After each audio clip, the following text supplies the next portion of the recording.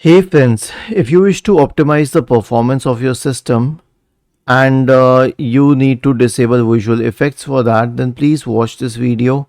I will guide you through the resolution. So, search for performance in the Windows search bar and click on adjust the appearance and performance of Windows. Now one thing is that if you click on adjust for best appearance, everything will be checked, and if you click on adjust for best performance, everything will be unchecked. But there are certain things that I will never uncheck. That is my own personal preference, but you can choose accordingly. One is smooth edges of text fonts. Okay, because the second you do that, you will see everything becomes different on the system. And then animate controls, I don't need this. And animate windows while minimizing or maximizing, it doesn't, I don't need it. But I'll tell you what it would feel like. It would feel like if you're using Windows XP, at least as far as the appearance is concerned. But yes, your system will be faster. Animations in the taskbar, okay, I don't need them. I just need to use the system. I don't need all of those effects. Enable peak. Now the thing is that if you need peak, then use it. And along with peak, there's this option here at the absolute right bottom corner of the screen, clicking it, which takes you to the desktop straight away. Now I don't need it, but if you need it often, then you can enable it. But I don't need it, but it's a need based feature. And then fade or slide menus into view, I don't like this one.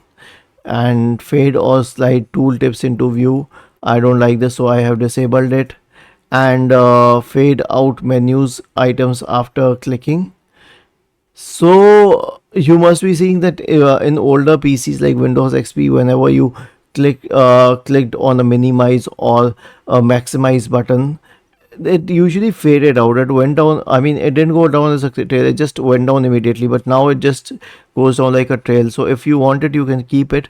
But I don't want it. Save taskbar thumbnail previews. Okay, this actually I'll show you this one. These are thumbnail previews.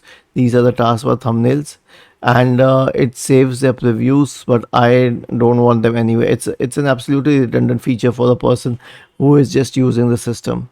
Shows shadows under the mouse pointer. Okay, if I don't do that, whenever I move these what do we say, mouse, you will not notice trails along it, the shadow trails.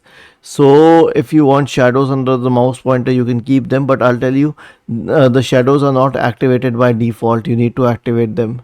Show shadows under Windows, yes, it is quite an appealing feature, but I what do we say, don't prefer them.